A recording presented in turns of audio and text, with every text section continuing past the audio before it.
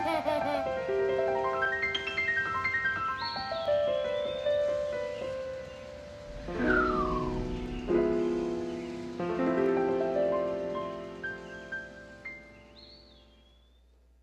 is up, everybody? Man, you guys are awake. This is awesome. Like the 9:30 crew, we're still like caffeine deprived or something, so we're so glad that you're here. We're in the middle of this series called How to Neighbor. And before we get going, it would be rude for me not to introduce you to my friends. We have some friends right now who are watching live online in Lisbon, Maine, and Rutland, Vermont. Would you put your hands together and welcome them in? Yes.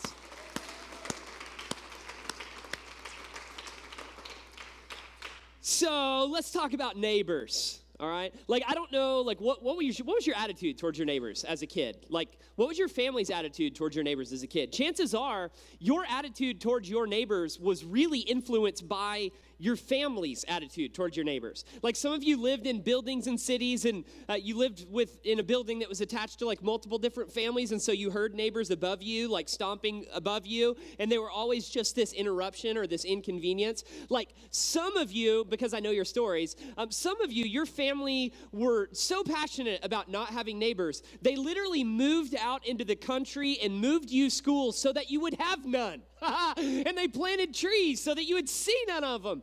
Or maybe you grew up in a family like mine where my parents would literally like drive into the garage, they would hit a button and they wouldn't get out of the car until the garage was closed, and it was like a portal into another world, and we would like look out the windows to make sure nobody was out there, and we would only go outside in the cover of the night, so I don't really know what your attitude was towards your neighbors, but there was a guy, this was just my world was really small when it started. And so there was a guy on our street, and we would drive by him every day. We'd be on the bus every day, and he was an older gentleman and was retired, and he had a little bar stool, and he would sit on it every day, or every time we would pass him by in the middle of the day, just every single day. He would have one of those really long, 3-foot long claw thingamajiggers, and would be like pulling out weeds and crabgrass out of the yard. And so my family just always had a comment, like every day. They were like, they would make a comment it's like, and I think that just reinforced my attitude towards retirement. I just thought like retirement is when you like move the bar stool around the yard and you grab the crabgrass out of your yard. And so I don't know what your attitude really is towards your neighbors, but we are coming from a place that is centered around the gospel of Jesus. And over the last week, our lives have been wrecked. We've been talking about racial reconciliation. You've come face to face with some of your prejudice or maybe the unspoken racism that's been going on in your life and your heart. And we've been looking at everyone through the lens of family and the way that God kind of created all of us to be. And this week, 4 words: orphans embraced and widows loved. Orphans embraced and widows loved. We're talking about those two things. And so just by a show of hands, how many of you either know of a family or that is like involved in caring for an orphan,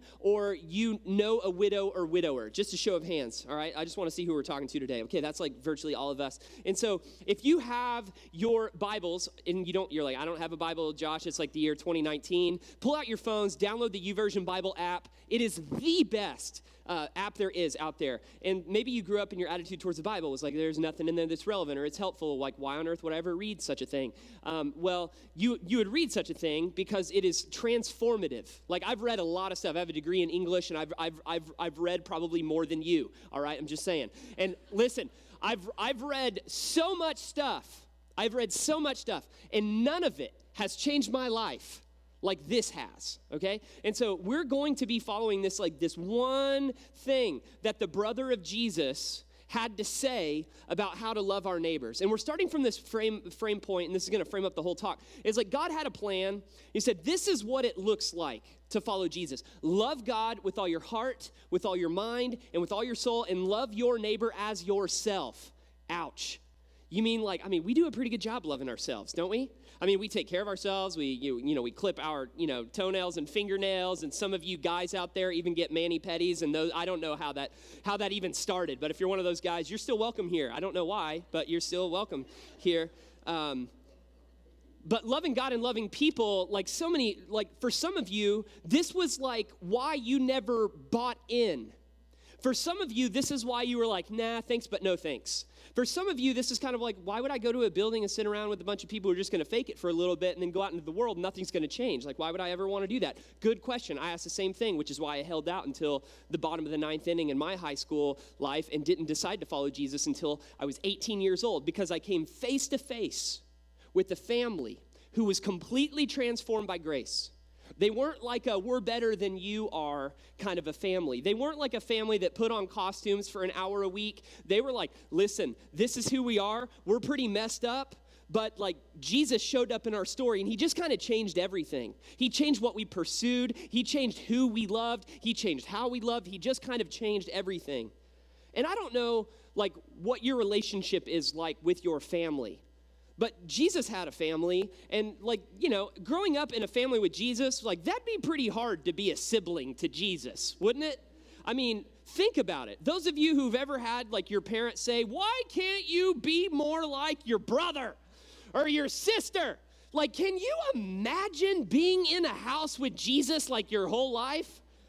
You know, like I imagine when it was like chore time, Jesus was just like, you know, we don't know this for sure, but my creative license is okay. It's like, just boom, just all of a sudden, Jesus is like, I've done my chores, I've done my chores. Like, and so, like, listen, there's got to be some animosity in most of us. Like, when we have a sibling who's, like, outperformed us in the eyes of our parents, that kind of hurts a little bit, right? But what would you have to do to convince your siblings that you were the only son or daughter of God? What would you have to do? Like, well, in James's case, like, we know that part of the story is James was skeptical. James was cynical. Matter of fact, James didn't even believe it. He kind of, like, pushed back and was like, hey, Jesus, you're losing your mind, and, you're ruining our reputation back home. Can you cut it off with the Messiah? Like, you are the one true only Son of God. And something happened. Something happened that went from James being like, hey, dude, you got to stop doing this. You're like ruining mom and dad's reputation and story. Like, you've got to like just settle down, calm down. Like, you remember, like, we aren't supposed to talk about religion, money, or sex, and you're talking about it all. Here's what's cool. Jesus never stopped talking, but it didn't just stay there, which is why like some of us were just kind of like, we don't really know the whole story. So Jesus predicted that he was going to die. And he told his closest followers that he wasn't going to stay dead. I don't know. Like you and I, like we're alive right now, but we're going to die. Like it's going to happen. And Jesus says, like, listen, like I'm going to go and I'm going to die willingly for you, for the sins of the entire world, but I'm not going to stay dead. And what happened was God did it.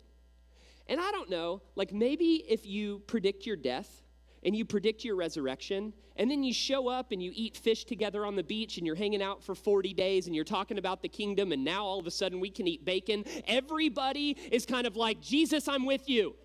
Come on, right? I mean, love your neighbors. Like, come on, just bacon for everybody, all right? Like, come on. Like, hey, we might make more neighbors if we're giving our neighbors bacon. I don't know. But James's life was completely transformed. And listen, like for some of us, we're like, I don't want anything to do with this deal because of like, my experience with the church or my experience with whatever, like my family walked out on me or whatever the story may be, like this is kind of irrefutable here. Because James is like, had the best excuse to be like, nah, not me, I'm out. But something happened in his life and transformed and changed absolutely everything. And he became a leader in the first church that ended up transforming and changing an entire country and civilization. The country that was guilty for taking Jesus to court, to trial, and sending him up to a cross was completely transformed by the love and the unconditional love and how the first church neighbored. They looked at stuff that you and I look at and then look away, because we start to feel things on the inside, and we're like, I don't like the way that I feel when I see this or when I think about this, and so I'm just out. I don't want to feel this anymore, and so I'm just going to go the other way. I'm going to look the other way. I'm not going to deal with it. It's not my problem. It's somebody else's problem.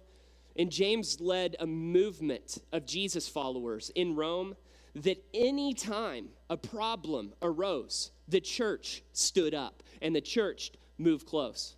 As a matter of fact, there were so many different things, and two of the biggest problems that were existing in that day came from two different camps of two different types of people, orphans and widows. And orphans would go to bed at night saying things like this, and it's still true today. They would go to bed at night thinking, nobody wants me. Have you ever thought that? I have. Have you ever felt that way, like as a kid? Like nobody wants me, nobody cares about me. And then in other houses where there were widows, it went a little bit like this. There's nobody left to help. There's nobody left to help me. Like, what am I going to do? Where am I going to go? Like, what does this look like? They were extremely vulnerable. And James says, listen, here's what is different about the movement of Jesus. We aren't going to be like a global movement of thinkers. We're not going to be a global movement of debaters. We're not going to be a global movement of people who just get caught in thought and stuck in the yeah, but. We aren't going to be a kind of people that are just like, I just really, you know what I need to do? I just need to like run a risk analysis before I get myself involved in some of this stuff, right? Like, James said, like, here's what's getting ready to happen. Your ability to love people who are different than you and who are in different situations than you is going to change the world. Who's in? And I mean, I was just like, I don't know. Life gets so fun when you love people like God does. But I would be amiss if I didn't tell you that it gets heavy and it gets really, really hard. But take heart, you are not the hero of the story. Jesus is. And when you allow Jesus to be the hero of the story and you're like, I'm just really fine with being a lowercase person. I'm really okay with being a fine print people. I'm okay that like God's going to get all the credit for me saying like, okay, I know that I can't do everything. I know that I can't I know that I can't provide the people that are in needs for everyone. I know I can't do everything. I know I can't meet the needs of everyone. But here's what we can do. We can meet the needs of one. We can love someone. We can walk into somebody else's story. And before we put this up here on the screen, I just want to frame this up for a second because some of you are still on the outside of the kingdom and you're like, this is just not for me and I'm just window shopping today and that's totally cool. We're glad you're here. Like James, the brother of Jesus, says this. He said, we're not going to put it up here on the screen yet. Religion that God our Father accepts to be pure and faultless is this. Pause. I'm going to say it again. Religion that God our Father accepts as pure and faultless is this. Big blank. What do you put in that blank? What do you put in there? Like, what did your family put in there? It doesn't matter like what you follow or who the hero of your story is. I just want to ask you a really honest question. What do you put in that? Like, what is the most pure and faultless version of whatever your version of faith is?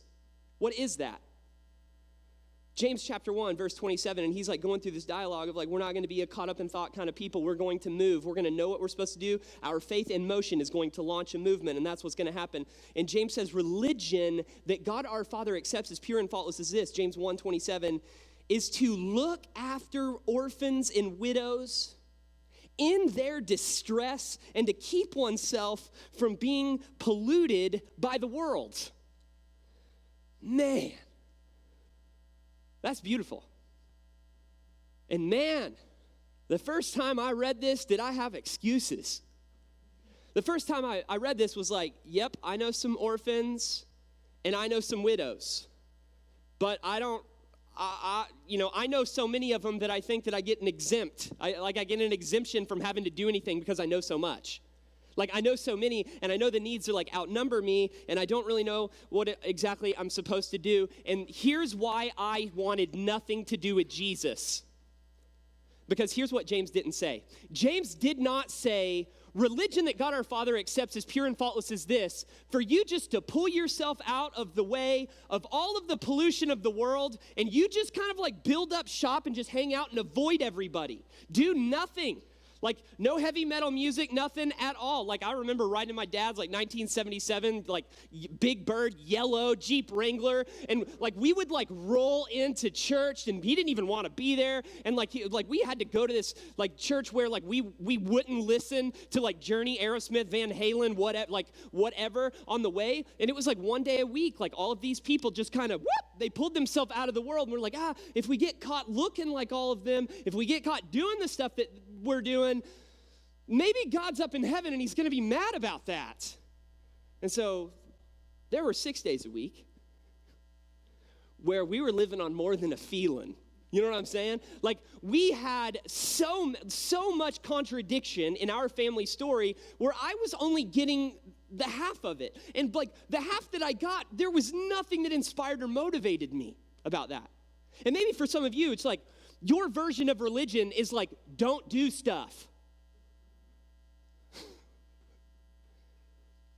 Here's the deal. You can look around here and see we don't have many empty seats here today. We have a ton of people watching online right now. If you want to be a part of a faith community that only wants that half of what James has to say, Movement is not the community for you. Like, if you're going to spend the rest of your life just keeping yourself from being polluted by the world, like, seriously, I say this not in arrogance or pride. I say that, like, Movement is not going to be the community for you because, like, you're just going to be hit in the face over and over again with distress, like with calls of SOS over and over and over in the 603. You're not going to like it here. And so if you want your story in your life and your grandkids to inherit a kind of faith that says, listen, our job and role in our world is just to keep ourselves from being polluted by the world. Come on over here. Like, we have some friends and there are some churches in the area that we could point you to that's all they do.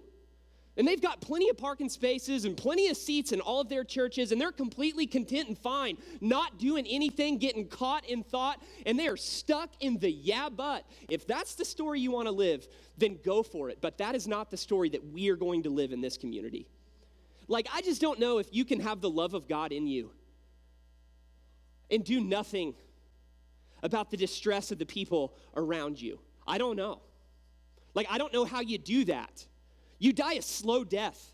You spend a lot of time becoming a part of gatherings like this, and then nothing in you changes, and then you're like, it's not working. Well, why? Because the gospel was made for mobilization. The gospel is not a monument. The gospel is not something we sit at and we adore. It's something that transforms every person on the planet. And when we're just kind of like, yeah, but because of the gospel, like, I'm not going to, I'm just going to focus on, like, all the don'ts that I don't ever do anything. And James is like, there's a version of faith out there that's just like, it's all about faith, it's all about faith. And then there's, like, the faith plus the deeds just proves what is happening on the inside of you. And here's my call for us as a community. If you're, like, caught in thought or you're stuck in the yeah, but, like, I just want to, like, plead with you with all of the passion within me. I just want to say, like, what would happen right now in the state of New Hampshire if every single one of us looked after an orphan or an widow or a widow? Like, take the plural out and shrink the scope, and it's not as overwhelming. What would that look like? Like, if you today, you and your family said, listen, we can't love all of them. We can't do everything for everyone.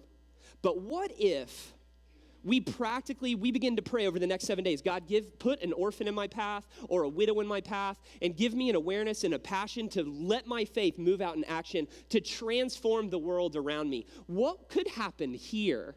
What could happen here if every single one of us took this seriously? Because here's what, like, the empire thinking in America tells you, like, have nothing to do with anyone unless they've got their lives together. And you know what I love about James? James says, listen, this is what it's like. Look after your people in their distress. How many people have walked out of your life whenever you were in distress? Like, us doing nothing just adds more names to the list of people who have walked away. Like, us sitting and getting caught in thought and stuck in the yeah, but, like, every single one of us, we are just like, it is a sin of omission where James says, like, to know the good that you should do and not do it, that is a problem, and we should not do nothing about that problem. So what is the answer to the problem? It is right here. James says, look after widows and orphans in their distress. Here's what this means. Put on your mud boots, baby, because we're getting ready to get dirty. All right? Like, I don't know if, like, you had a people in your family, but, like, my family was so dysfunctional. There were, like, 100 million cousins, and I don't even know how it worked. My grandpa had 12 brothers and sisters, and so every time that, like, the family got together, it was like the Beverly Hillbillies meet Jerry Springer, and it was just, like, never a healthy situation whatsoever. And there were some family dinners that my family didn't go to. Why? Well, because my family expected the world and expected the people close to them to put their mud boots and rush into their distress. But when they were expected to put their mud boots on and walk into the distress of other people, they were like, no, all set. All set. And listen, if you're bored right now and you're a follower of Jesus, you do this. This is what you do. You look after an orphan or a widow, and your life will forever be different. And it is not about you. You will find yourself emotionally overwhelmed. You will find yourself in positions to there are needs bigger than than I'm even actually able to meet. And I don't know, maybe you'll find yourself in a position to say, God, I can't do this without you. Because here's the reality. 1,250 kids last night in our state went to bed with this thought in their mind: nobody wants me. Nobody wants me. This morning, I opened up adoptnh.org and looked at all of the waiting children, the children that are waiting for homes right now. And here's the reality. There are more empty rooms in Jesus-centered families in the state of New Hampshire than there are kids that are on the waiting list. There are more than 1,200 rooms. And not every single one of us is called to open a room and to actually put a guest in our guest room. Novel thought. I don't know whoever thought about that, but I started doing a self-inventory of my life and my story that last year, our guest room was at 5% occupancy. And I was ticked. I was mad. My family's all about this. We've given our lives to living this story. And I don't know what would happen in you, but I know what has started to happen in me whenever you begin to pray, God, just give me an orphan to care for or a widow to walk alongside of. He's going to answer that prayer because it's a part of his plan for his church. And this is the big idea. The church is God's plan A. To bring people in to the family. For people who go to bed at night saying nobody cares about me, nobody wants me, and there's nobody else left to help. God's plan from the very beginning was that the church was going to be plan A. And I could sit here up all day and give you stats and stories of the 400,000 kids that are in foster care all over the United States. With shrink the scale, 1,250 of those are in the state of New Hampshire. And I don't know. I think there are more on the basis of percentage. If 5% of Jesus of people in New Hampshire or are Jesus followers, I think that we could walk alongside every single one of them, times 2. And so how did this even happen? You know how it happened. We know. We could talk about the problem all day long. We're not going to talk about it for very long. I'm just going to walk through it really fast. And here's how this ends up happening. Broken families, fatherlessness, divorce, poverty, substance abuse, incarceration, homelessness, domestic abuse, gang violence, racism, teenage pregnancy, human trafficking, and mental illness. All of these things are the results of kids being in a position where they're in the middle, stuck in the middle of trauma. And what does God have to say about this? What does God have to say about the people that are in his family, his children? This is what he says. Defend the weak and the fatherless. Uphold the cause of the poor and the oppressed. Rescue the weak and the needy. Deliver them from the hand of the wicked. Church, you are plan A. Who's he talking to?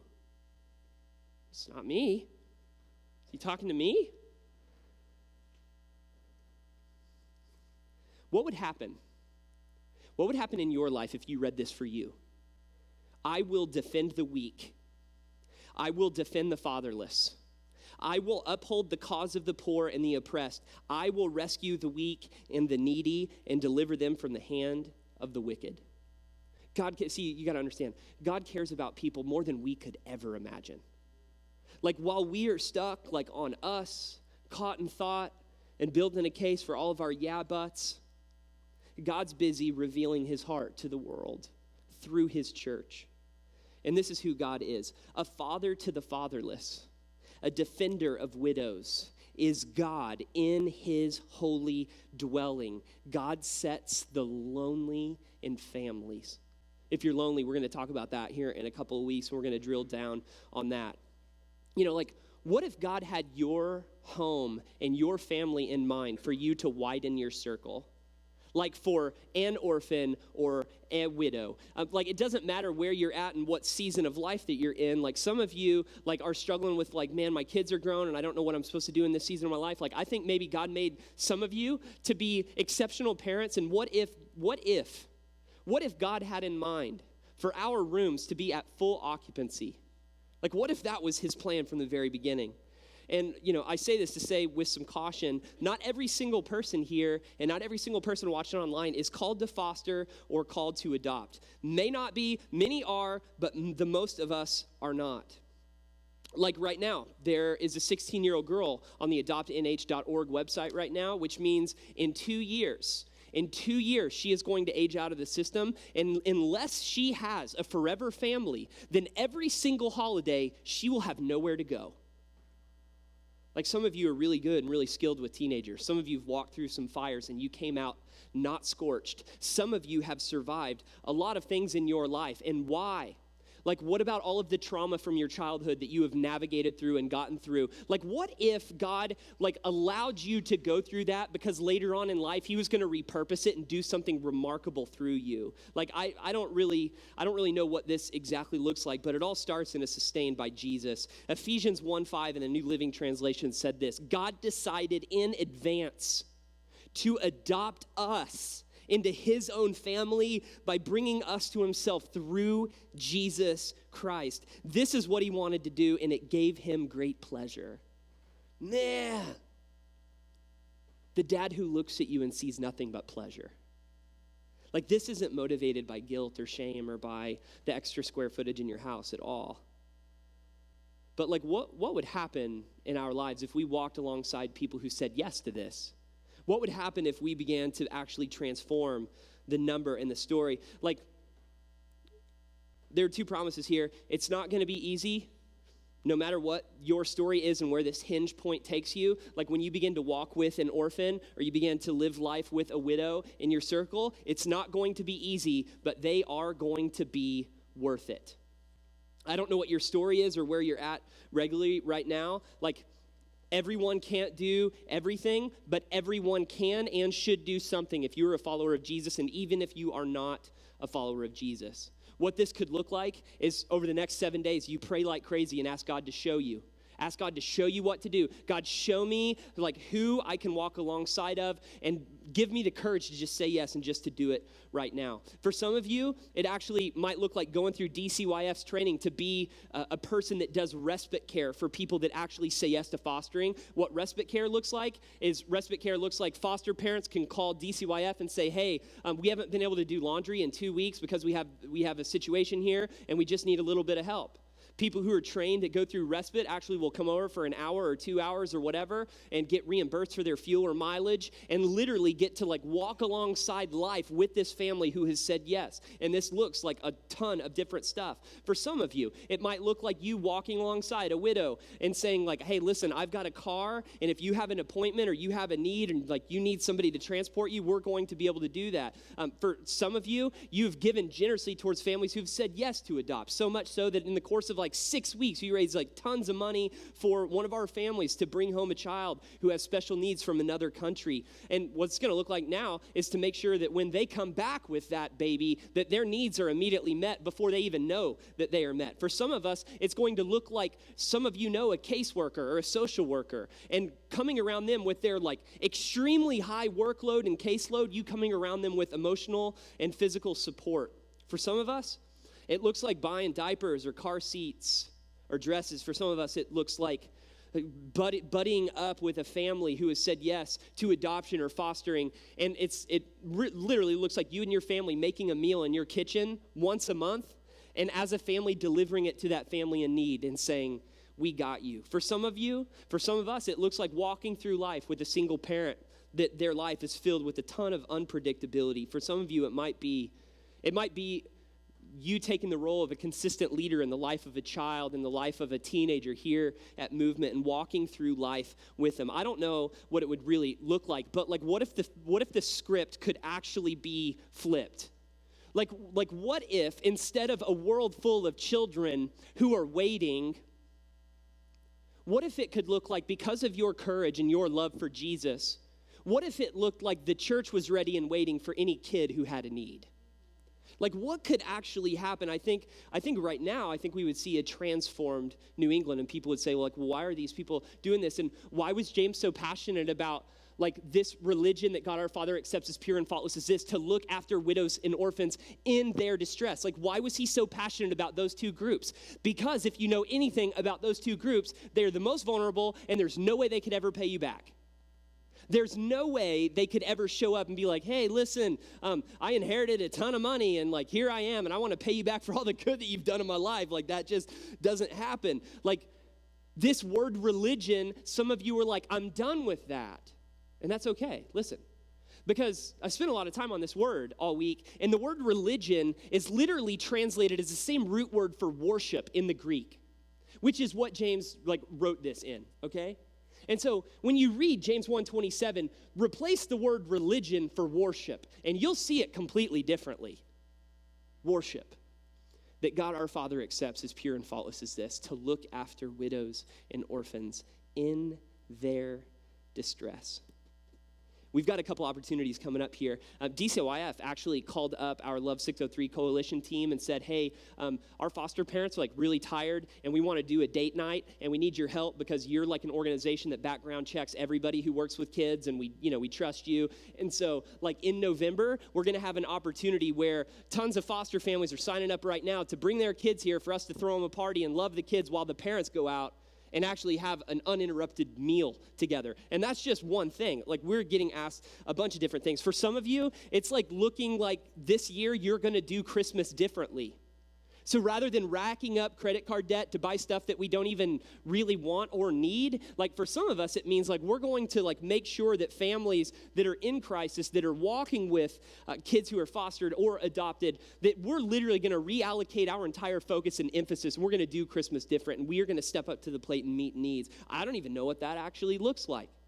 One of my friends was so passionate about this cause and was like, our house isn't set up to foster or adopt, but I got to do something. And somebody recommended him checking out an organization called CASA NH. That is CASANH.org. And essentially what that is you become an advocate and a bridge builder for families and kids, but your primary role is to advocate and to be a witness for the child that is kind of being bounced around in the system.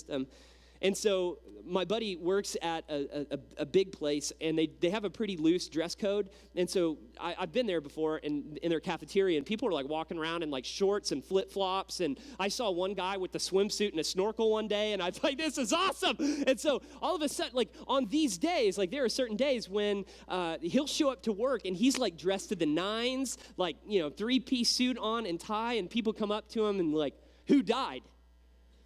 And he's because nobody dresses like this, and he's no, nobody died. He's and they're whew. And he's but I'm going to court. And they're oh no, what'd you do? And then it gives an opportunity. It gives an opportunity to point people back to Jesus and say, I don't know what version of religion you got handed down to you. I don't know what you were taught, from the beginning, but, the stuff that's pure and faultless is to love the people who have nothing to give you back, nothing to be manipulated, nothing to be taken advantage of. And there was this season of my life where I was in my mid-20s, and I really wasn't surrounded by widows. And so I didn't even know where to find a widow. I was kind of where do you find a widow? 1-800, widows need help. I don't know. How do you find it? I'm 25 years old at the time, and I had no widows in my circle, whatsoever. And so I just kind of began praying, a few of my friends were hey, we just need to pray, God, show us somebody, show us one orphan or one widow, and we're going to lock on, and we're going to wrap our arms around them, and we're not going to walk out of their story. We're going to walk into their story. We're going to stay in their distress, and we are with them until the very end, until there is no breath left in their lungs. We are going nowhere. We will not be caught in thought, and we'll not get stuck in yeah buts, but we're just going to keep moving closer. And then all of a sudden, one day it happened. I was a part of a nonprofit that was doing this crazy out-of-the-box thing that I still think today is even extraordinary. Everybody is going through homecoming dance time and stuff right now, and all the schools, wherever you're at, you've probably seen it all over social media. Well, our town said, well, during the prom season, how cool would it be if we actually threw a senior adult prom?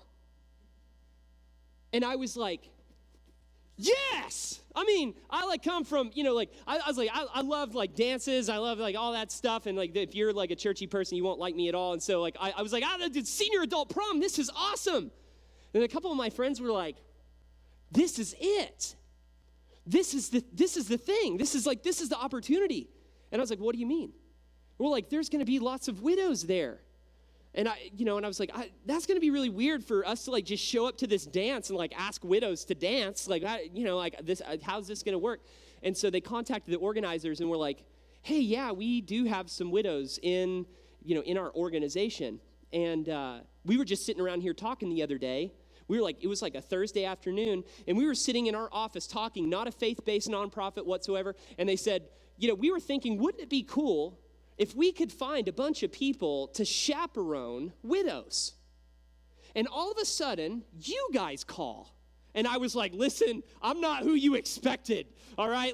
I don't know what you expect. And so a couple of my friends, we got together, and, first of all, we had to tell our wives, hey, we're going to be asking some ladies to the prom, and this might be weird, but I think they're 75, 80 years old. And so we're going to ask them to the prom. And so, we got a ton of people in on this deal, and I got assigned my lady, and her name was Miss Mac. And Miss Mac, you guys know the story. Old MacDonald had a farm. E-I-E-I-O. Well, Mr. McDonald had Mrs. Mac, all right? And Mr. McDonald, he passed away on the farm. I know it's a morbid thing, but for real. They owned a farm, and it's the whole bit. And so she'd been a widow for a few years. And when she got the invitation to the senior adult prom, she sent back her RSVP and said, thanks, but no thanks. I don't have anybody to take me. I'm not going to go, and just be reminded that my husband's not here, and this isn't going to be, a good thing. And then a bunch of middle-aged 20 guys show up, and we're like, hey, listen, this might be weird, but we're willing to do the prom thing. And so a couple other people got involved, and this guy who owned a used car dealership in our town heard the story of what was happening, and he had just bought a NASCAR limousine at auction and was like, hey, what if I let you guys drive the limo and you guys go out and pick up all of these widows? And I was like, this is unbelievable. And so we get in the limo, my granny made a corsage for Mrs. Mack, and we show up there we show up to pick her up, and I have this corsage, and I don't know how, does anybody ever know how to put a corsage on? Nobody ever teach you how to do that kind of thing. And so I show up there, and it was one of the most unforgettable stories that I've ever been a part of. That night was so special, but that night span into several more opportunities. Later on, Miss Mac was going through all of her stuff, and she's like, I've got all of this stuff in my garage that's probably going to be helpful to people, but I don't know how to get rid of it, and I don't know what to do. And I was like, well, what's in your garage? And she was like, tools. And I was like, I'm not good. I don't know nothing about tools. I don't even know how to use them. I got tools for my wedding day. My wife's been using them for the last, several years, and I don't even know how to use them. And so I had a friend. As a matter of fact, his whole life revolved around tools. And I said, hey, do you think maybe one day after work you could swing by Miss Mac's house and I'll meet you over there? And the garage rolled up. And he said, Josh, there's $30,000 worth of tools in here that have barely even been touched. And he was like, had these have just been here? I was like, yeah, her husband passed away, several years ago. And he, I'll never forget, he walked inside and said, Miss Mac, I just finished up the appraisal on all these tools. And he's like, Miss Mac, these tools are worth over $30,000. And Miss Mac's face didn't even crack. And she said, thank you, sir. And then he walked out, and I walked him back to his car, and I came back in, and Miss Mac was like, I knew that this kind of thing was sitting out there. And my husband and I always lived this story of generosity And she literally ended up going through this process and selling all of these tools and giving all of that money over to a children's home that provides safety and a secure place for kids who are being pulled from their families' homes. Guys, you can't make this stuff up. Listen, life gets so fun when you love people like God does. The church is the plan A for all of this in our world.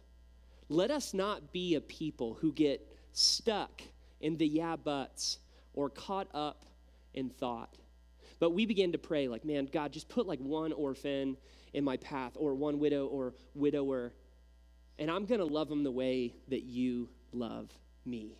This is how to neighbor. Would you stand to your feet as we pray? God, we love you so, so much. And we thank you for people who are crazy enough to actually do this. We thank you for the people whose hearts aren't just content with analyzing the problem, talking about the problem, finding the source of the problem, but people who are consumed with being a solution to it. God, I pray for us as a community that we'll wrap our arms around people who've already said yes, who've already gone through training, who've already opened up rooms. Father, I pray that you would give us more opportunities to be your hands and feet, that we wouldn't just see needs and look away, but that you would keep us up at night with the kids who are feeling like there's nobody in the world that wants them. God, we thank you so much for adopting us as your children and inviting every single one of us to lay down our lives, to begin a relationship with you. God, I pray that from this point forward, that our worship would be pure and faultless in a world that is fallen and in need of hope and transformation. Help us to be a part of that story. Show us our role and give us the courage to play our parts. We pray this in Jesus' name. Amen. We love you, we love you, we love you. Go now and be the church.